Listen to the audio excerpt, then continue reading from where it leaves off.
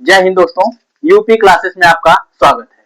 मैं निकेश यादव आज आप लोगों के सामने जो आप लोगों का आरसीसी सब्जेक्ट है पुनः लेकर आ चुका हूं, जिसमें कि आप लोग जानते हैं कि हम लोग WSM मेथड पढ़ रहे हैं। यूनिट 1 है आपका, 4th सेमेस्टर का ये क्लास चल रही है और इसमें आपकी जो WSM मेथड पढ़ रहे हैं, इसके पहले हमने आपकी क्रिटिकल न्यूट्रल एक्सिस और आपका एक्चुअल न्यूट्रल एक्सिस दोनों का हमने बहुत ही अच्छे तरीके से डेरिवेशन कर लिया था।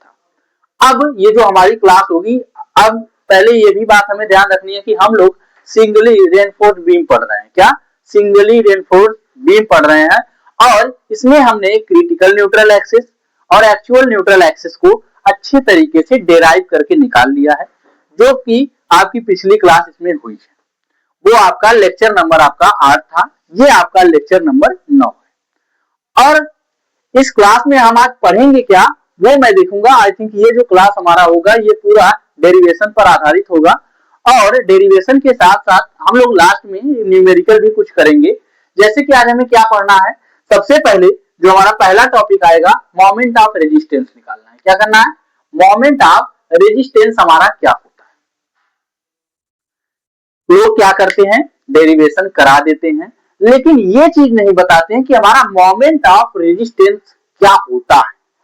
वास्तव में इसको किस प्रकार से परिभाषित करेंगे, इसको मैं परिभाषित करूंगा और बहुत ही अच्छे तरीके से, शानदार तरीके से आप लोगों के सामने डेरिवेशन भी इसका कराऊंगा। उसके बाद जो दूसरी चीज हमारी आती है वो हमारी आती है आपकी क्लासेस ऑफ आरसीसी।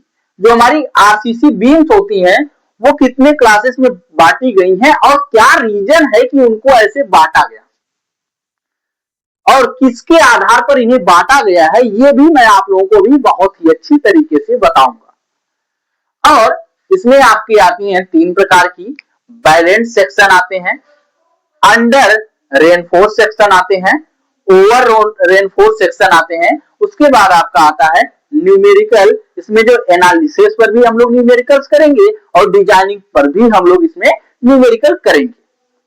तो सबसे पहले हम लोग मोमेंट ऑफ रेजिस्टेंस निकालने के लिए हम क्या करेंगे यहाँ पर। तो सबसे पहले यहाँ पर जो हमारे पास आपका स्ट्रेस स्ट्रेन कर्व होता है, अकॉर्डिंग टू IS 456 2000 के अनुसार, IS 456 2000 के अनुसार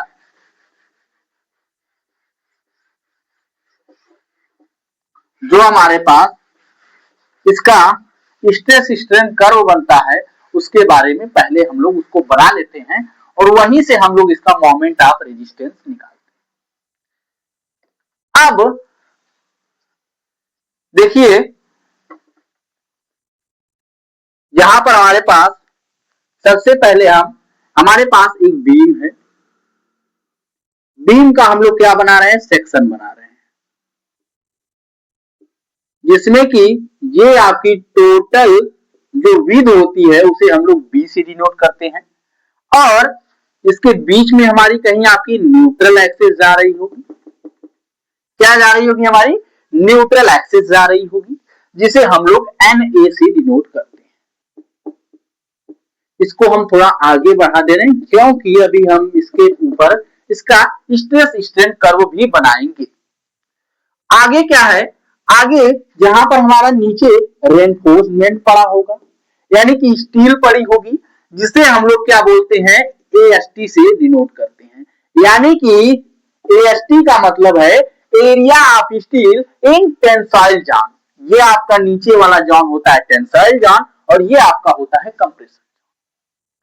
उसके बाद जो हमारी यहां से यहां तक की डेप्थ होती है, यानी कि जो आपका हमारी क्रॉस सेक्शन यानी कि बीम हमारी है, बीम के टॉप मोस्ट फाइबर से लेकर के जो हमारे पास रेनफोर्समेंट पड़े हैं उनके सेंट्रॉइड तक की जो डिस्टेंस होती है उसे हम लोग इफेक्टिव डेप्थ बोलते हैं, वो हमारी आपकी स्मॉल डी होती है। उसके बाद यहां से लेकर यानी कि जो हमारा टॉप मोस्ट फाइबर जो है था, वहां से लेकर जो इसकी सेंट्रॉइड इसका था, जो यहां तक की हमारी डेप्थ थी, इसको हम आगे बढ़ा देते हैं। इसका रीजन अभी बताएंगे कि हम क्यों बढ़ा रहे हैं। आई थिंक आपको पता भी चल रहा होगा। अब बात क्या है, जो इसके नीचे की ये डिस्टेंस आती है इसे हम लोग इफेक्टिव कवर बोलते हैं। इसे हम लोग डिनोट करते हैं या तो D0 से डिनोट कर देते हैं, या फिर DCE से डिनोट कर देते हैं, या फिर स्मॉल d इफेक्टिव से डिनोट कर देते हैं। ये हमारी हो गई टोटल डेप्थ हो गई। ये हमारी जिसे हम कैपिटल D से डिनोट करते हैं, ये हमारी इफेक्टिव डेप्थ है। आई थिंक इतनी चीजें आप लोगों को समझ में आई हो। अब हम लोग क्या करते हैं, जो हमारे पास हमें यहाँ पर किससे मतलब है, इसके हमें स्ट्रेस जो आपका स्ट्रेस स्ट्रेन जो आपका डायग्राम होता है उसमें हमें यहाँ पर केवल स्ट्रेस से मतलब है। किससे मतलब है, केवल स्ट्रेस से मतलब है। स्ट्रेस डायग्राम जो हमारा होता है उससे मतलब है, और उसी से हम लोग आपका क्या मोमेंट ऑफ रेजिस्टेंस निकालेंगे। अब मोमेंट ऑफ रेजिस्टेंस मैं इसको बना लूं तब बताऊं कि हमारा मोमेंट ऑफ रेजिस्टेंस होता क्या है, वास्तव में मोमेंट ऑफ रेजिस्टेंस होता क्या है। ये देखिए हमारे पास जो हमारा स्ट्रेस कर्व बनेगा,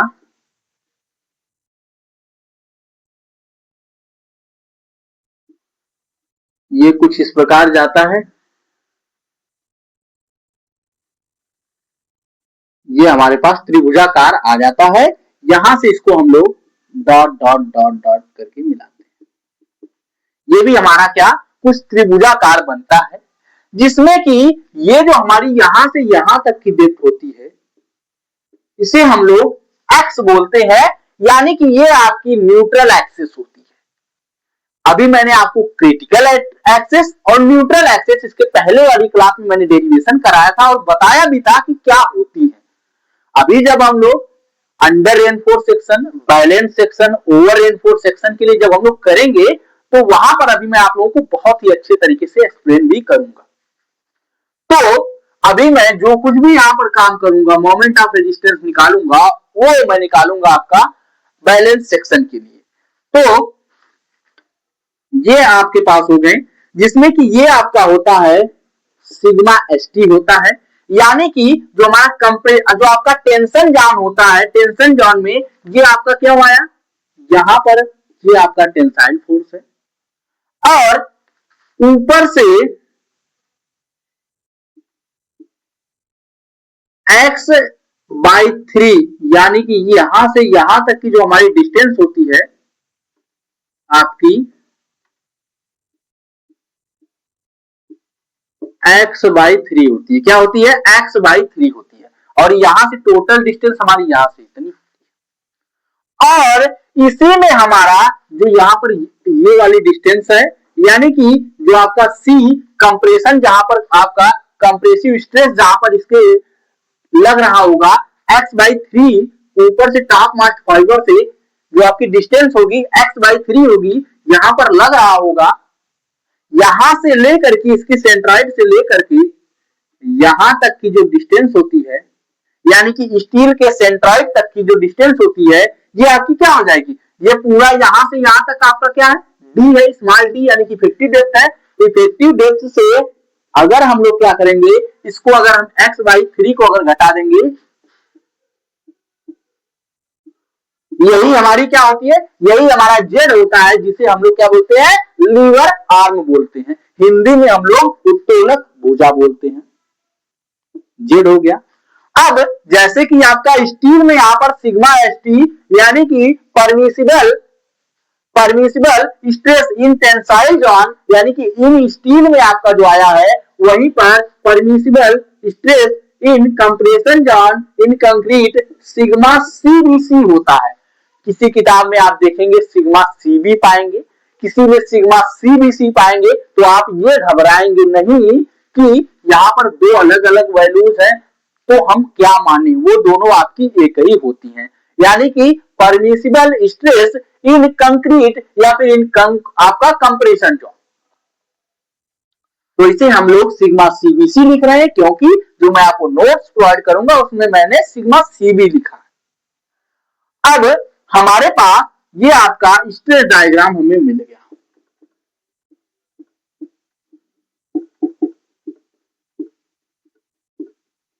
स्ट्रेस डायग्राम हमारे पास मिल गया।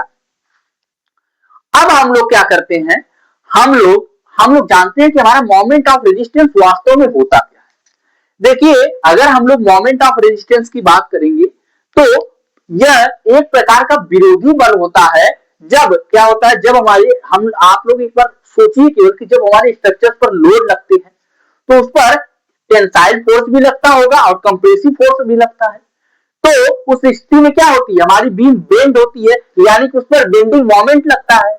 उस बेंडिंग मोमेंट का विरोध जो करता है क्या, जो हमारा यानी हमारा जो कोई स्ट्रक्चर है, स्ट्रक्चर पर क्या होता है, लोड लगता है और हमारा स्ट्रक्चर क्या होता है, बेंड हो जाता है। यानी कि उस लोड के कारण उस पर जो बेंडिंग मोमेंट आ रहा होता है, उस बेंडिंग मोमेंट का एक विरोधी बल होता है, एक क्या होता है, एक विरोधी फोर्स होता है जो उसका विरोध करता है, या हम लोग बोल सकते हैं एक विरोधी मोमेंट होता है जो उसका विरोध करता है। उसी को ही हम लोग क्या बोलते हैं, मोमेंट ऑफ रेजिस्टेंस। क्या बोलते हैं, मोमेंट ऑफ रेजिस्टेंस बोलते हैं। और कभी भी आप डिजाइनिंग करने जाएंगे या फिर आप एनालिसिस करने जाएंगे तो आप पाएंगे कि आप उसका अगर क्या करें, डिजाइनिंग कर रहे हैं तो उसकी डिजाइनिंग किसके लिए करेंगे कि जो आपका मोमेंट ऑफ रेजिस्टेंस हो वो आपका ज्यादा होना चाहिए। हालांकि जो उस पर जो आपकी स्ट्रक्चर पर मोमेंट आपका आने वाला है वो आपका कम आएगा और मोमेंट ऑफ रेजिस्टेंस आपका ज्यादा होना चाहिए। अगर मोमेंट ऑफ रेजिस्टेंस अगर कम करके आप स्ट्रक्चर की डिजाइनिंग करेंगे, उस स्थिति में अगर उस पर उससे ज्यादा फोर्स लग गया तो उस स्थिति में उससे ज्यादा अधिक मोमेंट लगेगा, तो उस स्थिति में जो आपका स्ट्रक्चर होगा वो आपका कोलैप्स हो जाएगा। आई थिंक ये जो चीज है आपको बहुत ही अच्छे तरीके से समझ में आई होगी कि मोमेंट ऑफ रेजिस्टेंस क्या होता है। मोमेंट ऑफ रेजिस्टेंस एक क्या प्रतिरोधी मोमेंट होता है जो किसका विरोध करता है, जो किसी स्ट्रक्चर पर आने वाले मोमेंट लगने वाले उस मोमेंट का विरोध करता है, उसी को हम लोग मोमेंट ऑफ रेजिस्टेंस बोलते हैं। अब हम लोग मोमेंट ऑफ रेजिस्टेंस निकालेंगे किसके लिए, हमारे पास तीन प्रकार के सेक्शन होते हैं। क्लासेस ऑफ बीम के बारे में हम लोग पढ़ेंगे तो उसमें हम लोग पहला जो हमें पढ़ना होगा, बैलेंस बीम पढ़नी होगी। क्या पढ़नी होगी, बैलेंस बीम। और बैलेंस बीम हमारी होती क्या है, क्या जो हमारी बैलेंस बीम होती है वो, या फिर बैलेंस सेक्शन क्या होता है उसके बारे में बात करेंगे। बैलेंस सेक्शन ऐसा सेक्शन होता है जिसमें कि जो हमारा आपका maximum permissible stress in concrete और maximum permissible stress in steel दोनों जो होते हैं वो क्रिटिकल न्यूट्रल एक्सिस पर, क्या क्रिटिकल न्यूट्रल एक्सिस पर दोनों अपने मैक्सिमम परमिसिबल स्ट्रेस पर पहुंचते हैं। यानी कि कंक्रीट भी वहीं पर फेल होती है और वहीं पर आपकी स्टील भी जाकर के फेल होती है। इसीलिए दोनों को होमोजीनियस मान लिया गया, यानी कि बैलेंस सेक्शन मान लिया गया है। उस स्थिति में जो हमारी एक्से होती है यानी कि एक्चुअल न्यूट्रल एक्सिस होती है, और जो हमारी क्रिटिकल न्यूट्रल एक्सिस होती है वो, और जो हमारा एक्स होता है यानी कि जो हमारी आपकी न्यूट्रल एक्सिस होती है वो आपकी दोनों आपस में बराबर। इसीलिए मैं यहाँ पर जो आपके डिराइव करूंगा वो मैं बैलेंस सेक्शन के लिए करूंगा। तो इसीलिए मैंने यहाँ पर क्या नहीं किया, यहाँ पर मैंने एक्स ए या फिर एक्स सी नहीं दिखाया है। तो पहले मैं किसके लिए करूंगा, बैलेंस सेक्शन क्या होता है, बैलेंस सेक्शन एक ऐसा सेक्शन होता है जिसमें जो आपकी कंक्रीट होती है और जो आपकी स्टील होती है वो अपनी आपकी मैक्सिमम परमिसिबल स्ट्रेस पर एक साथ पहुंचती है। यानी कि जो आपकी क्रिटिकल न्यूट्रल एक्सिस होती है उसी पर क्या करती है, वो पहुंचती है। उस स्थिति में X A is equal to X C is equal to X होता है। जहां पर एक्स ए आपकी क्या होती है, एक्चुअल न्यूट्रल एक्सिस होती है, एक्स सी आपकी क्रिटिकल न्यूट्रल एक्सिस होती है, एक्स आपकी न्यूट्रल एक्सिस हो जाती है, यानी कि दोनों आपस में एक्स ए के बराबर हो जाएंगे। इसीलिए वहां पर हम क्या लगते हैं, एक्स रख देते हैं। आई थिंक ये चीज आपको समझ में आई होगी। अब हम सबसे पहले ये हमारे पास जो है, ये हमारे पास सेक्शन है बैलेंस सेक्शन है। अगर हम लोग बैलेंस सेक्शन की बात करेंगे तो बैलेंस सेक्शन के लिए हमारे पास क्या हो जाएगा, बैलेंस सेक्शन। तो सबसे पहले हम बात करेंगे जो हमारे पास बैलेंस सेक्शन।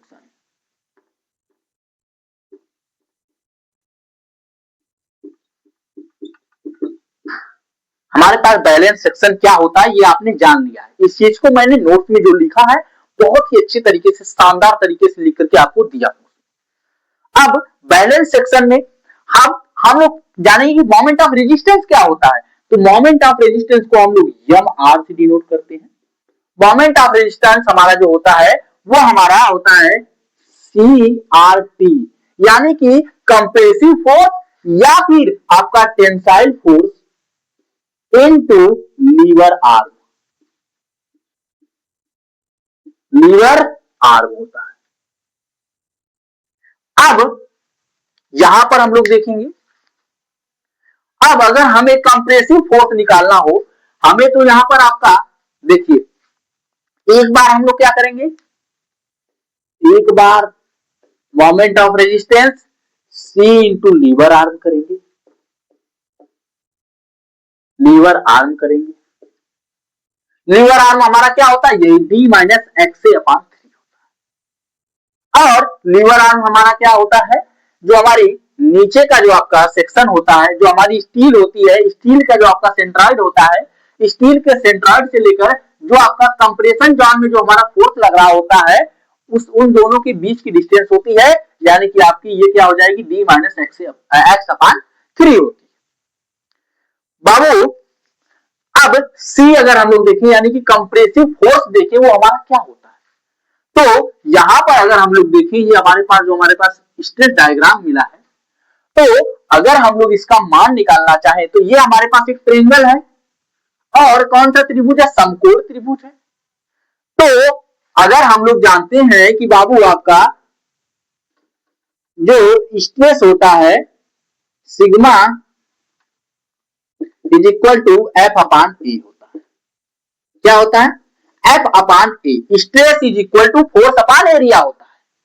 तो अगर हम लोग फोर्स निकालना चाहें बाबू, तो क्या हम लोग स्ट्रेस इंटू एरिया कर सकते हैं, कर सकते हैं या नहीं कर सकते हैं, तो आप बोलेंगे हाँ बिल्कुल कर सकते हैं। तो यहां पर अगर हम लोग इस त्रिभुज का क्या करें, ये जो हमारे पास ट्रेंगल है, इस ट्रेंगल का अगर हम लोग एरिया निकाल लें, और हमारे पास जब कंप्रेशन जोन में इसकी मैक्सिमम परमिसिबल स्ट्रेस हमारी है, ये आपकी क्या है, सिग्मा सीबी है, इन दोनों का मल्टीप्लाई कर दें तो हमारे पास फोर्स यानी कि कंप्रेसिव फोर्स हमें निकल सकता है कि नहीं निकल सकता है। तो अगर हम लोग इसका एरिया निकालें तो क्या कैसे कर सकते हैं, एरिया हमारी क्या होती है त्रिभुज की 1/2, और अगर हम लोग 1/2, यहां पर क्या हो जाएगा, यहां पर ये आपका x है, तो आपका मान लीजिए आधार इसको मानते हैं, तो ये आपका क्या हो जाएगा, ये आपका b हो जाएगा, यहां पर क्या हो जाएगा 1/2 b इंटू, और ये आपका क्या हो जाएगा, ये देखो हमारे पास क्या है x है, b इंटू एक्स, और ये आपका स्ट्रेस हम लोग लिख देंगे, तो ये आपका आ जाएगा सिग्मा सीबी। कोष्टक में आपका क्या हो जाएगा, लीवर आर्म हमारा क्या है, D माइनस एक्स बाई 3। ये हमारे पास मोमेंट ऑफ रेजिस्टेंस आया कौन से जोन में, कंप्रेशन जोन में हमारे पास मोमेंट ऑफ रेजिस्टेंस आया। अब बाबू अगर हम लोग और निकालें moment of resistance T into lever arm, यानी कि जेड यहां पर कर दें, इसी को हम लोग जेड से प्रदर्शित करते हैं। तो अगर हम लोग इसको निकालना चाहें, इन टेंशन जोन में हमारा मोमेंट ऑफ रेजिस्टेंस क्या आएगा, तो हम क्या करेंगे, हम जो हमारा टेंशन जोन, जिस प्रकार हमने क्या किया, इस ट्रेंगल का हमने त्रिभुज निकाला, और त्रिभुज निकालने के बाद हमने क्या किया बाबू, हमने त्रिभुज जो त्रिभुज था, त्रिभुज का हमने एरिया निकाला, एरिया से हमने इसके जो आपका स्ट्रेस इसमें जनरेट हो रहा था कंक्रीट का, जो हमारा मैक्सिमम परमिसिबल स्ट्रेस था, उससे मल्टीप्लाई किया तो हमारा कंप्रेसिव फोर्स आ गया, और लीवर आर्म से मल्टीप्लाई कर दिया, तो ये हमारे पास मोमेंट ऑफ रेजिस्टेंस आ गया इन कंप्रेशन जोन आ गया। और अब अगर हमें टेंशन जोन में पूछ दे, तो टेंशन जोन में यहां पर भी कर देंगे, ये आपका एरिया ऑफ स्टील, यानी कि एरिया ऑफ स्टील हमें दिया हुआ है, तो एरिया ऑफ स्टील इसमें क्या है, AST, तो AST, और अगर sigma ST maximum permissible stress in steel हमारी है, या फिर इन टेंसाइल जोन, तो हम लोग सिग्मा एसटी कर देंगे, और इंटू लीवर आर्म यानी कि D माइनस एक्स बाई 3 कर देंगे। तो ये हमारे पास बाबू कहां आ गया, ये हमारे पास आ गया जो मोमेंट ऑफ रेजिस्टेंस है इन टेंशन जोन आ गया। कहां आ गया, इन टेंशन जोन आ गया, और ये आपका कंप्रेशन जोन में आ गया। क्या आ गया, कंप्रेशन जोन में आ गया। अब एक चीज और हम लोग यहां पर बाबू जानते हैं, क्या जानते हैं, क्या जानते हैं, अभी हमने जो कल पढ़ा था, जो हमने अभी इसके पहले कल पढ़ा था कि जो हमारा एक्ससी होता है, क्या, एक्ससी, एक्ससी यानी कि क्रिटिकल न्यूट्रल एक्सिस जो हमारी होती है वो हमारी किसके बराबर होती है, वो हमारी इस स्थिति में एक्स भी इसी के बराबर हो जाएगा। तो ये हमारी होती के इंटू डी के बराबर। क्या होती है, के इंटू डी के बराबर ये हमारी होती है। आई थिंक ये जो चीजें हैं आपको समझ में आ रही होंगी। अब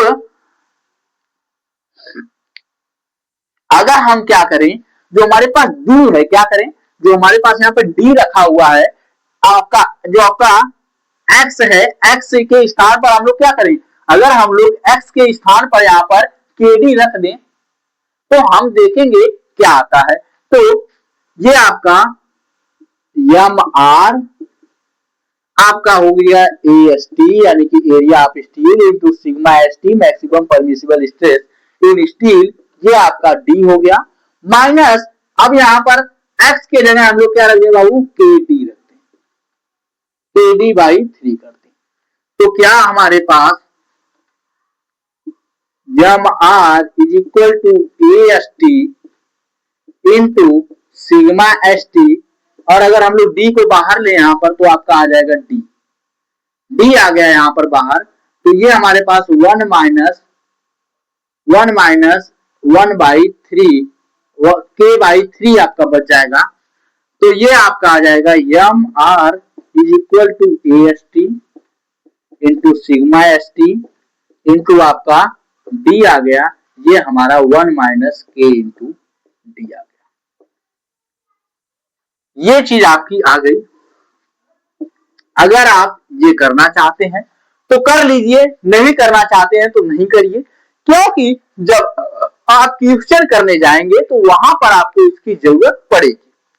अब इसी में आपका, अगर मैं यही काम, ये तो आपका moment of resistance in tensile zone निकल गया, इसको मैं थोड़ा सा मिटा देता हूं। अगर मैं क्या करूं, अगर मैं जो आपका कंप्रेसिव जोन है, क्या, जो हमारे पास कंप्रेसिव जोन है, इस कंप्रेसिव जोन में जो हमारे पास मोमेंट ऑफ रेजिस्टेंस आया है, उसमें अगर x के जगह हम लोग के डी रखें तो क्या आएगा, M R is equal to 1/2 B, जो हमारे पास x है, x के स्थान पर अगर हम लोग के डी रख दें, K D into sigma C B into D minus, अब यहां पर भी हमारे पास क्या है बाबू, x है, तो x के स्थान पर हम लोग के डी रख सकते हैं, तो के डी अपान 3 करते हैं, और क्या करें बाबू, 1/2 हमारे पास हो जाएगा, और अगर डी को यहां से बाहर लेंगे तो हमारे पास डी तो बाहर आएगा, तो 1/2 यहां पर हम लोग क्या कर लेते हैं, बी और डी को पास में करते हैं बाबू यहां वाले को, तो ये हमारे पास के हो जाएगा, और ये हमारे पास सिग्मा सी भी हो जाएगा, इसको लिखते हैं। अब बी इंटू डी हो गया, बी इंटू डी, ये वाला बी और ये वाला डी हमने पास में लिख लिया, और यहां से एक डी निकालेंगे तो आपका डी स्क्वायर हो जाएगा, तो यहां पर 1 माइनस के अपान 3 ये आपका आ जाएगा। अब अगर 1/2 के इंटू सिग्मा सी बी करें और इसको इधर लेते आए तो 1 माइनस के बाई 3 और इनटू आपका बी डी का स्क्वायर। अब ये हमारे पास मोमेंट ऑफ रेजिस्टेंस आया, और जो हमारा इतना एरिया होता है, ये होता है, ये होता है, इसको हम लोग आर यू बोल देते हैं। क्या बोलते हैं, आर यू बोलते हैं या फिर आर बोलते हैं, जिसे हम लोग रेजिस्टेंस मोमेंट फैक्टर बोलते हैं। क्या बोलते हैं, रेजिस्टेंस मोमेंट फैक्टर बोलते हैं। यह एक प्रकार का क्या है, गुणांक है। रेजिस्टर मोमेंट फैक्टर ये वाला आपका कभी कभी हम लोगों को क्वेश्चन में ये चीज हमसे पूछ लेती है, इसीलिए मैंने ये चीज आप लोगों के सामने लिखवा दी है। कभी कभी जब हम लोग डिजाइनिंग करने जाएंगे तो डिजाइनिंग करते वक्त हमें जो आपका बी और डी है दोनों हमें नहीं देगा। क्या करेगा? दोनों हमें नहीं देगा और हमें क्या करेगा, जो सिग्मा सीबी का मान है, सिग्मा एसटी का मान वो हमें दे देगा और हमसे बोलेगा एरिया ऑफ स्टील निकालिए, यानी कि एरिया ऑफ स्टील भी नहीं देगा और आपका बी और ना ही डी देगा, यानी कि जो आपकी विड्थ है आपके बीम की, जो हमारी बीम है हमारे पास क्रॉस सेक्शन है उसका विड्थ नहीं देगा, उसके बाद उसकी जो इफेक्टिव डेप्थ है वो भी नहीं देगा और बोल देगा कि भाई साहब आप डिजाइनिंग करिए बीम की। अब हमारे पास हमने क्या क्या निकाल लिया सिंगली रेनफोर्स बीम में, जो आपका ये हमने बैलेंस सेक्शन के लिए हमने काम किया है। कौन से सेक्शन के लिए? बैलेंस सेक्शन के लिए काम किया। अब जो हम अगला करेंगे, अभी मैं कुछ चीजें आप लोगों को एक्स्ट्रा थोड़ी सी बताऊंगा जो आपको समझाऊंगा, क्योंकि इसको समझाना बहुत ही जरूरी होता है। ये आपका आपने मोमेंट ऑफ रेजिस्टेंस, जो आपका मोमेंट ऑफ रेजिस्टेंस हमारा होता है वो आपने बहुत ही सफलतापूर्वक अच्छे तरीके से निकाल दिया है। और अब हम लोग बढ़ते हैं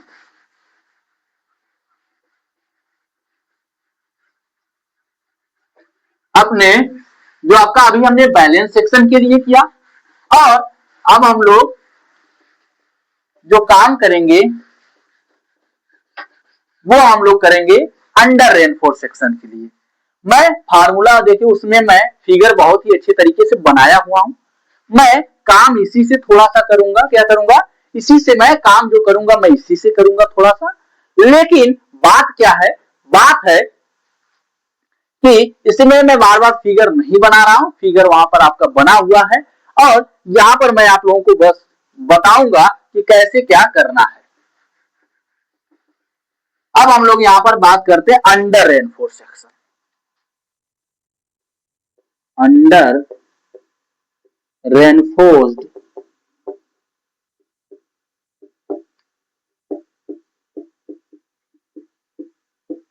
हमारा अंडर रेनफोर्स सेक्शन क्या होता है? अंडर रेनफोर्स सेक्शन हमारे पास, जो हमारा अंडर रेनफोर्स सेक्शन होता है ये हमारे पास ऐसा सेक्शन होता है जिसमें, यानी कि हमारे पास ऐसी बीम होती है जिसमें हम लोग स्टील क्या करते हैं, कम मात्रा में डालते हैं। क्या करते हैं? जैसे कि हम जानते हैं कि जो हमारी कंक्रीट होती, पहले हमारी बीम केवल कंक्रीट की बनती थी, तो कंक्रीट की हम जानते थे जो हमारी कंप्रेसिव स्ट्रेंथ थी वो ज्यादा मजबूत थी और जो आपकी टेंसाइल स्ट्रेंथ थी वो हमारी कमजोर थी। इसीलिए हमने क्या किया, जो हमने अपने जो हमारे पास बीम है, हमारे पास सेक्शन है, उस सेक्शन में हमने स्टील प्रोवाइड करना शुरू कर दिया।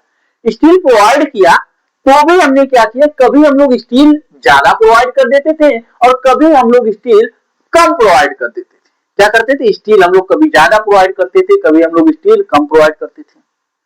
तो उसमें बात जो हमारे पास आई, हमारे पास बात ये आई कि हम लोग, आप लोग सोच रहे होंगे कि स्टील को अगर हम लोग ज्यादा प्रोवाइड कर देंगे तो हमारे पास जो सेक्शन होगा वो ज्यादा मजबूत होगा। क्या होगा?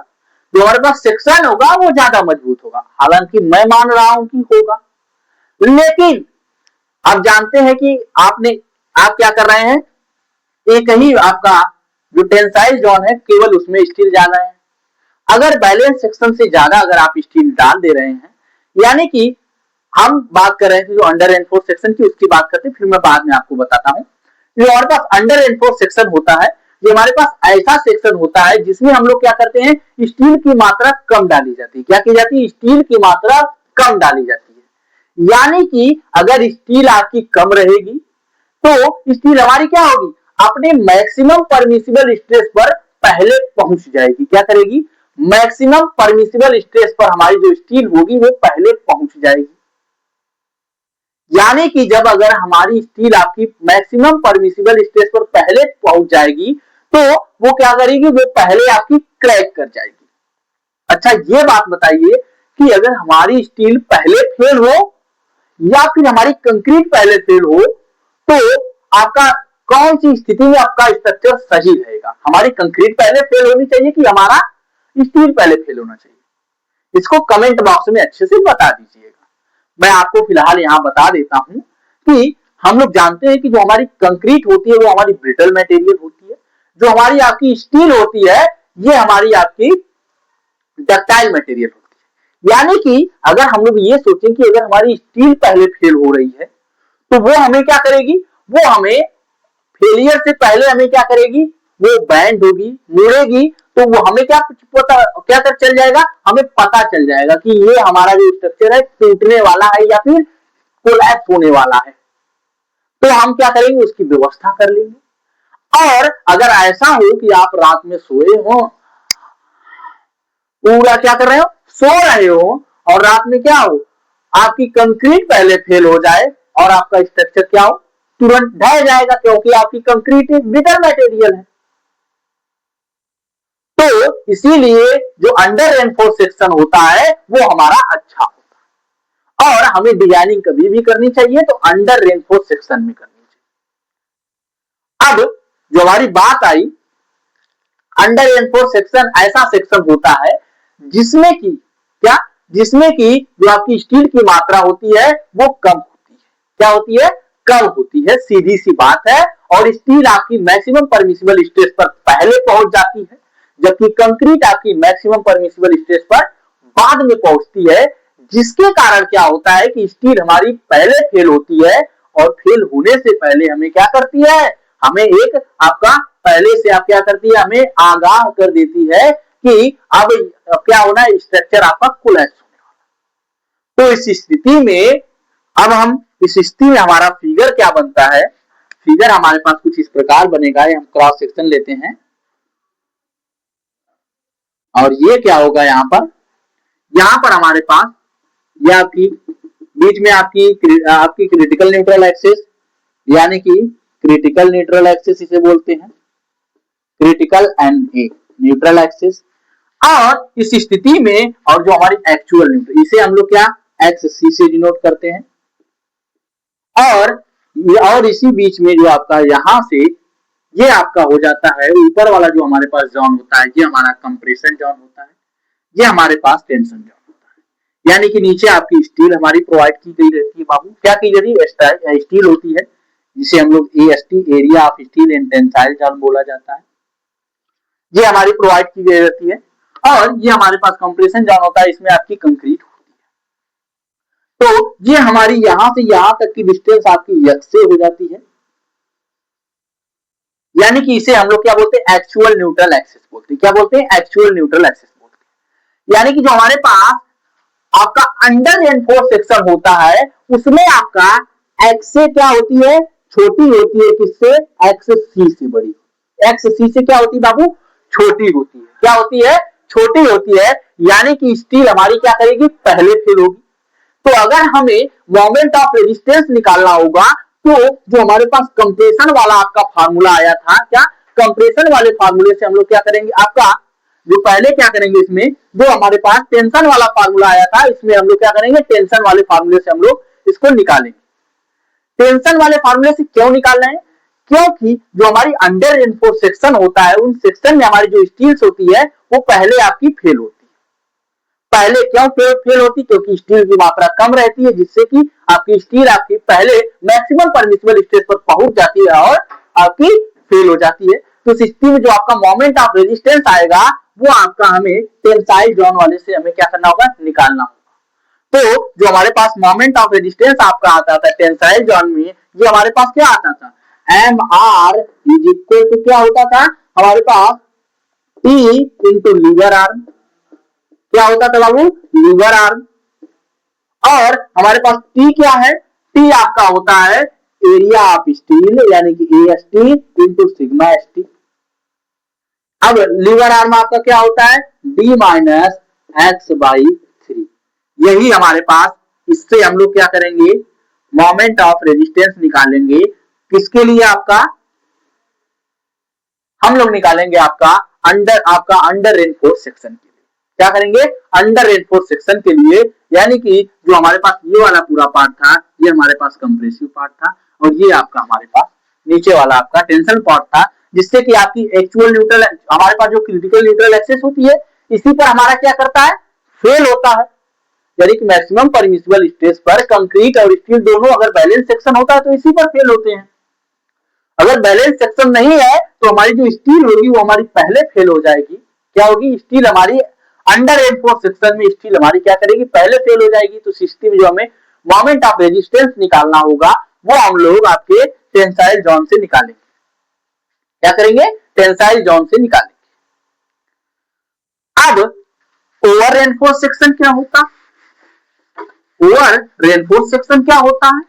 ओवर रेनफोर्स सेक्शन एक ऐसा सेक्शन होता है जिसमें कि हम लोग स्टील की मात्रा क्या करते हैं? ज्यादा डाल देते हैं, आवश्यकता से अधिक डाल दी जाती है, उसे हम लोग क्या करते हैं? ओवर रेनफोर्स सेक्शन कहते हैं, यानी कि ओवर रेनफोर्स बीम कहते हैं। ऐसी बीम जिसमें हम लोग स्टील की मात्रा आवश्यकता से अधिक डाल देते हैं, उसे हम लोग ओवर रेनफोर्स सेक्शन बाबू बोलते हैं। अब ओवर रेनफोर्स सेक्शन में क्या होता? अगर ओवर रेनफोर्स सेक्शन होगा यानी कि स्टील की मात्रा ज्यादा होगी तो उस स्थिति में जो हमारा कंक्रीट होगा वो अपनी मैक्सिमम परमिसिबल स्ट्रेस पर क्या करेगा? पहले पहुंच जाएगा। कौन होगा? जो हमारे पास कंक्रीट होगा वो हमारा मैक्सिमम परमिसिबल स्ट्रेस पर पहले पहुंच जाएगा। जब हमारा कंक्रीट मैक्सिमम परमिसिबल स्ट्रेस पर पहले पहुंच जाएगा तो हमारा क्या करेगा? कोलैप्स कर जाएगा। क्या करेगा? कोलैप्स करेगा। पहले कौन उसमें आपका कोलैप्स करेगा? पहले आपका कंक्रीट फेल होगा, उसके बाद हमारा स्टील फेल होगा। कंक्रीट फेल हो जाएगा तो वो क्या करेगा? वो आपके स्ट्रक्चर को पहले आपका आगाह ही नहीं करेगा, वो आपका ब्रिटल मटेरियल है जिससे आपका स्ट्रक्चर तुरंत कोलैप्स कर जाएगा। तो हम तो ऐसा नहीं चाहते हैं कि हमारा स्ट्रक्चर क्या हो? तुरंत पता चले उससे ज्यादा लोड लगे और क्या करे? तुरंत टूट जाए। हम लोग चाहते हैं कि उसमें डक्टिलिटी आए, आपका स्ट्रक्चर मुड़े, जिससे कि क्या हो? जिससे कि हम लोग अच्छे तरीके से हम लोग ये जान पाए, हमें जान आपका किसी जान मान की उसमें हानि न हो। आपका स्ट्रक्चर टूटने से पहले हमें पता चल जाएगा तो हम बाहर निकल जाएंगे या फिर उसका हम कुछ व्यवस्था करेंगे उस बीम का कुछ बनाने का। तो जो अभी मैं आप लोगों को बता रहा हूं कि जो हम लोग ओवर एनफोर्स सेक्शन होता है उसका हम लोग कभी भी ओवर एनफोर्स सेक्शन की हम लोग डिजाइनिंग नहीं करते हैं। अगर हमें ज्यादा मोमेंट ऑफ रेजिस्टेंस आपका आ रहा है यानी कि ज्यादा आपका मोमेंट आ रहा है उस स्ट्रक्चर पर, उसमें हम लोग क्या करते हैं? आगे हम लोग पढ़ेंगे डबली रेनफोर्स आपकी जो होगी बीम होगी, उसमें हम लोग ये सारी चीजें पढ़ेंगे। तो पहले मैं आपको बता दूं कि ओवर रेनफोर्स सेक्शन में हम लोग क्या करते हैं? आपके हम लोग बीम की डिजाइनिंग नहीं करते हैं, अंडर रेनफोर्स सेक्शन में हम लोग कर लेते हैं। तो इसमें आपका अगर हमें मोमेंट ऑफ रेजिस्टेंस निकाला होगा, एनालिसिस में आपके सवाल आपके क्वेश्चन आएंगे, तो अगर हम इसका सेक्शन बनाएं तो देखेंगे कि ये आपकी क्रिटिकल न्यूट्रल एक्सेस होती है। क्रिटिकल न्यूट्रल एक्सेस यानी कि एनए बोल दिया जाए। अब आपकी एक्चुअल न्यूट्रल एक्सेस आपकी नीचे आ जाएगी, यानी कि ये आपके पूरे पार्ट में आपका कंप्रेशन आएगा और यहां पर आपकी स्टील रहेगी, और जो आपका नीचे वाला पार्ट है ये आपका टेंशन वाला पार्ट होगा। अब आप देख रहे हैं कि हमारी जो कंक्रीट हो रही है वो आपकी पहले फेल हो रही है। तो उस स्थिति में अगर हमें मोमेंट ऑफ रेजिस्टेंस निकालना होगा यानी कि आपके ओवर रेनफोर्स सेक्शन की उपस्थिति में जो आपका ये तो हमारा एक्सी हो गया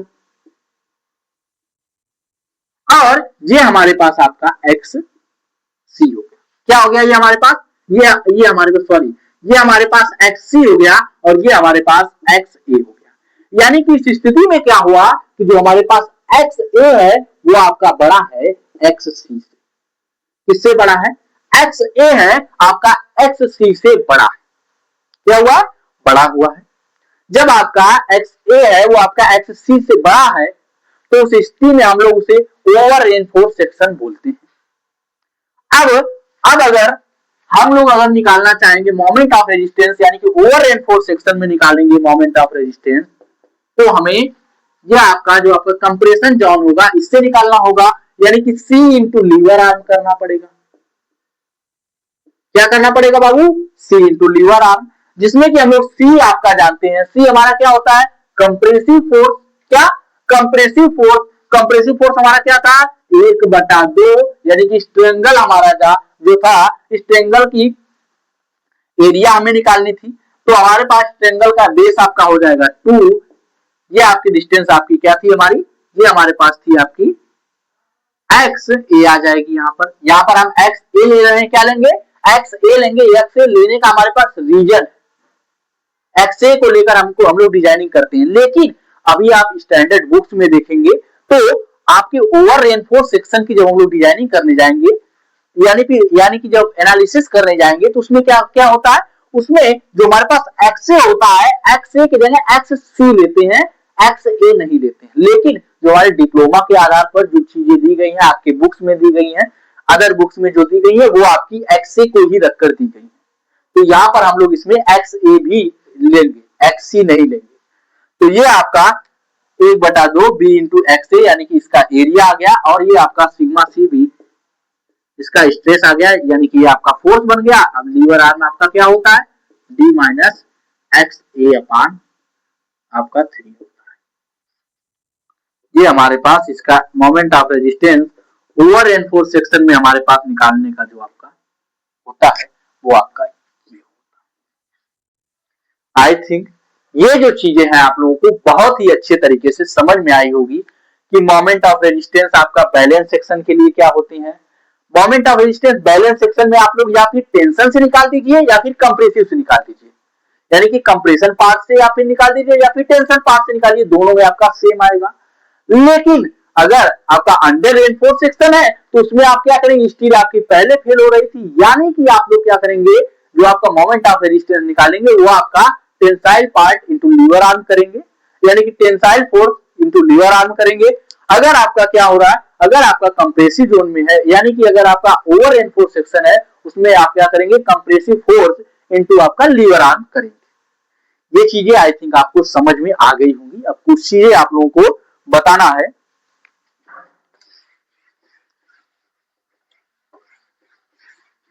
अब अगर हमारे पास कोई आपका सेक्शन दिया हुआ हो, उस सेक्शन में हमें यह पता लगाना हो कि आपकी स्टील कितने परसेंटेज पड़ी हुई है, तो हम क्या करेंगे। तो मैं एक आपका सेक्शन बना रहा हूं, या आपकी बीम में आपकी पूछ दे तो मैं एक बीम बना रहा हूं जिसमें कि आपकी बीच में आपकी न्यूट्रल एक्सिस होती है, जिसे हम लोग एन ए बोलते हैं, और नीचे हम लोग स्टील क्या करते हैं, टेंशन वाले क्षेत्र में स्टील प्रोवाइड करते हैं। इनकी एरिया को हम लोग क्या बोलते हैं बाबू, AST, area of steel in tensile zone. उसके बाद ये हमारे पास जो आपकी डेप्थ होती है, यानी कि इफेक्टिव डेप्थ जिसे बोलते हैं डी बोलते हैं। इसके नीचे जो आपकी डेप्थ होती है इसे हम लोग डी जीरो बोलते हैं, यानी कि ये आपकी क्या होती है, ये आपकी होती है हमारी इफेक्टिव कवर, इसे हम लोग बोलते हैं। ये हमारे पास इसकी जो विड्थ होती है इसे हम लोग स्मॉल बी से डिनोट करते हैं। किससे डिनोट करते हैं, स्मॉल बी से डिनोट करते हैं। अगर हम लोग बाबू इसमें अगर चाहें कि हमें एरिया कितने परसेंट दी गई है, यानी कि इसमें हमारे पास जो सेक्शन हमारे पास है, यानी कि जो हमारे पास बीम है, बीम में एरिया कितनी है आपकी स्टील की, स्टील की क्या, स्टील की जो हमारी एरिया है वो कितनी है। तो अगर हमें स्टील का एरिया निकालना हो बाबू, तो हम क्या करेंगे, तो उस स्थिति में हम लोग लिख सकते हैं एरिया ऑफ स्टील, यानी कि पहले हमें परसेंटेज निकालना है, परसेंटेज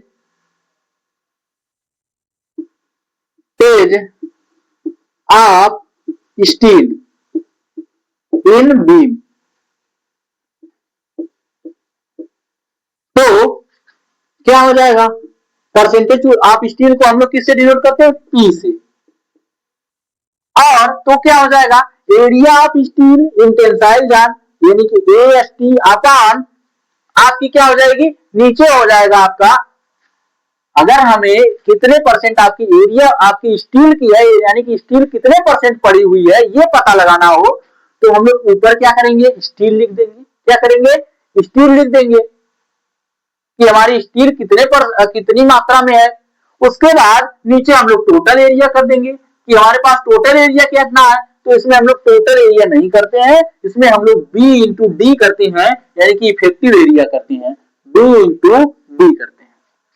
अगर हम लोग B इंटू कैपिटल डी करते तो ये आपकी इसकी टोटल एरिया हो जाती, लेकिन अगर हम लोग इसके जो आपकी B इंटू अगर स्मॉल डी करें तो ये इसकी आपकी बीम की क्या हो जाएगी, इफेक्टिव एरिया होगी। क्या होगी बाबू, इफेक्टिव एरिया होगी।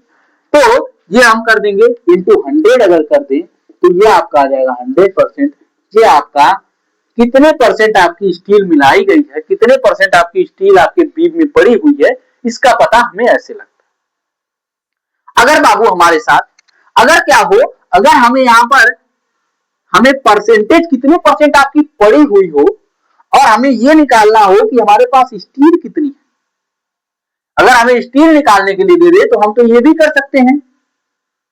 तो स्टील निकालने के लिए एएसटी यानी कि स्टील को वहां रख देते हैं, इसको इधर लाएंगे तो ये आपका क्या हो जाएगा, पी इंटू बी, आपका पी इंटू बी यानी कि आपकी विद हो जाएगी और ये आपका इफेक्टिव डेप्थ हो जाएगी, ये आपका 100 आएगा आराम से, इधर चला जाएगा। तो ये हमारे पास क्या निकल जाएगी कि कितनी मात्रा में स्टील आपकी पड़ी हुई। दो क्वेश्चन आपके यहां बन सकते हैं, एक तो आपका परसेंटेज पूछ सकता है कि आपके जो बीम है, बीम में आपके कितना परसेंट आपकी स्टील है।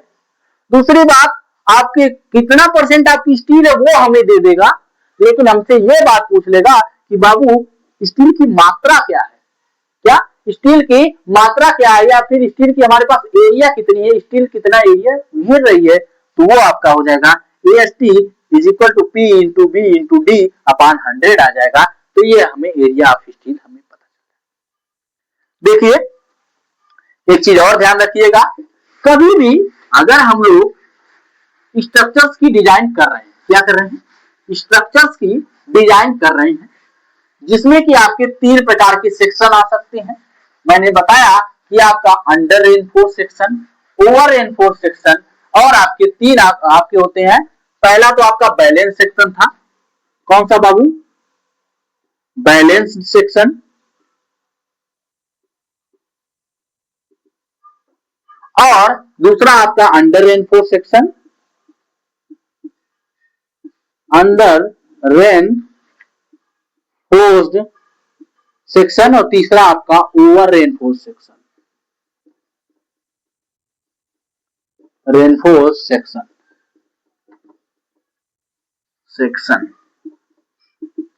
तीन थे जिसमें आपका एक्से यानी कि एक्चुअल न्यूट्रल एक्सेस, आपकी क्रिटिकल न्यूट्रल एक्सेस दोनों आपस में क्या थी बाबू, बराबर थी। और जो आपका अंडर रेनफोर्स सेक्शन था इसमें आपकी एक्से जो आपकी छोटी थी एक्स सी, और ओवर रेनफोर्स सेक्शन में जो आपका एक्स ए था वो आपका बड़ा था, किससे, एक्स सी से आपका बड़ा था। यानी कि जो हमारी अंडर रेनफोर्स सेक्शन होती है इसमें हमारी स्टील की मात्रा कम पड़ी थी, जिससे कि क्या हो रहा था, स्टील हमारी पहले फेल हो रही थी, इसीलिए अगर मोमेंट ऑफ रेजिस्टेंस निकाल रहे थे तो अंडर रेनफोर्स वाले फार्मूले से निकाल रहे थे, यानी कि हम लोग आपका टेंसाइल जॉइंट से निकाल रहे थे। तो ये आपका हो जाता था MR is equal to sigma ST into आपका AST into sigma ST D minus XA upon 3 होता था। ओवर रेनफोर्स सेक्शन होता था तो आपका पहले हमारी कंक्रीट फेल होती थी, जिससे कि हम लोग क्या करते थे, जो आपका हम लोग मोमेंट ऑफ रेजिस्टेंस निकालते थे वो आपका किससे निकालते थे, 1/2 आपका हो जाता था एरिया आप त्रिभुज यानी कि B इंटू एक्स, ए आपका हो जाता था, और into sigma CB maximum permissible stress of concrete in compression zone, ये आपका हो जाता था D माइनस XA/3। मैंने बताया कि स्टैंडर्ड बुक्स अगर आप देखेंगे तो XA की जगह XC यूज किया जाता है, लेकिन आप लोग यहाँ पर XA ही यूज करेंगे क्योंकि आपकी जो डिप्लोमा की बुक्स है उसमें आपका XA ही दिया हुआ। बाबू जो हमारे पास आगे बात आती है, आगे हमारे पास एक बात ये आती है कि अब जो आपका अंडर रेनफोर्स सेक्शन होता है इसमें हम डिजाइनिंग क्यों करते हैं ये तो मैं आप लोगों को बताया हूं, इसमें मैं आपको जो नोट प्रोवाइड करूंगा वो आपको नोट में लिख दूंगा।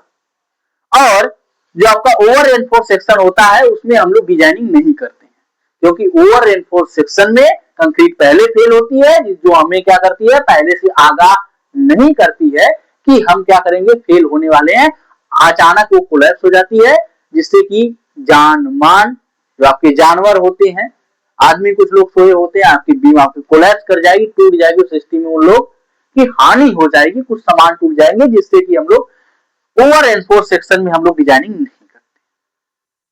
और जो आपका अगली बात जो हमारे पास आई, अगली बात हमें ये देगा, आपका जो क्वेश्चंस आपके होंगे इसमें मैं आपको बस अभी लिखवा दे रहा हूँ आपके नोट के तरीके पर। आगे जब क्वेश्चन कराऊंगा तो उसमें मैं बताऊंगा कि आपके कितने टाइप के क्वेश्चन आ सकते हैं। तो सबसे पहला जो बात आएगी उसमें आपकी एक आपका आ सकता है moment of resistance, maximum moment of resistance in cantilever beam. Cantilever beam में आपका जो मैक्सिमम बेंडिंग मोमेंट क्या होता है,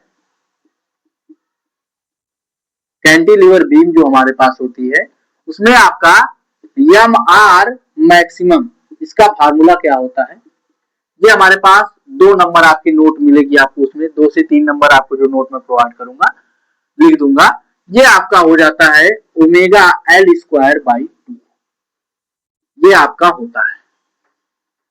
और अगर यहीं पर अगर मैं बात करूं आपका मैक्सिमम बेंडिंग मोमेंट इन आपका simply supported beam SSB beam के लिए अगर मैं बात करूं तो वहां पर मैक्सिमम आपका मैक्सिमम बेंडिंग मोमेंट आपका जो होगा, इसे हम लोग MR से ही डिनोट करते हैं, लेकिन वहां पर आप BM पढ़ के आए हैं, यहाँ पर हम क्या करते हैं इसे MR से ही डिनोट करते हैं।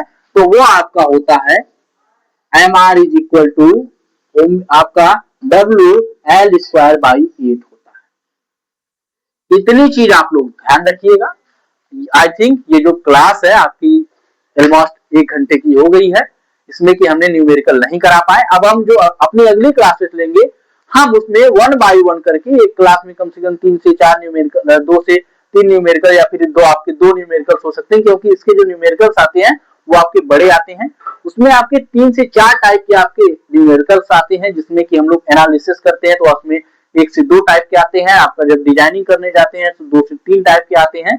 उन सारे न्यूमेरिकल्स के बारे में हम 1 बाय 1 करके बहुत ही अच्छे तरीके से क्या करेंगे, बात करेंगे और जानेंगे कि क्या कैसे टर्म हम लोग यूज कहां पर करते हैं, कौन सा फार्मूला लगाएंगे तो हमें क्या प्राप्त होगा, कौन सा फार्मूला नहीं लगाएंगे तो हमें क्या प्राप्त नहीं होगा। हाँ, एक चीज और है, आज मैं आप लोगों को क्या करूंगा, आप लोगों का जो ग्रुप बना हुआ है यूपी क्लासेस सेकेंड सेमेस्टर के नाम से, उसमें मैं क्या कर दूंगा, आपका जो IS कोड होता है, IS कोड जो 456-2000 जो होता है उसको मैं क्या करूंगा उसमें सेंड करूंगा। आप लोग IS कोड में भी कुछ चीजों को आप लोग अच्छे तरीके से देखते रहिएगा, पढ़ते रहिएगा, जिससे कि आप लोगों को सारी चीजें क्लियर होती रहे। आप लोग मिलाते भी रहिएगा क्या ये सारी चीजें मैं सही बता रहा हूँ या फिर सही मैं नहीं बता रहा हूँ। सो दैट मैं क्या करता हूँ, आपकी जो क्लास है मैं यहीं पर एंड करता हूँ। अगले क्लास में हम लोग मिलते हैं न्यूमेरिकल के साथ। जय हिंद।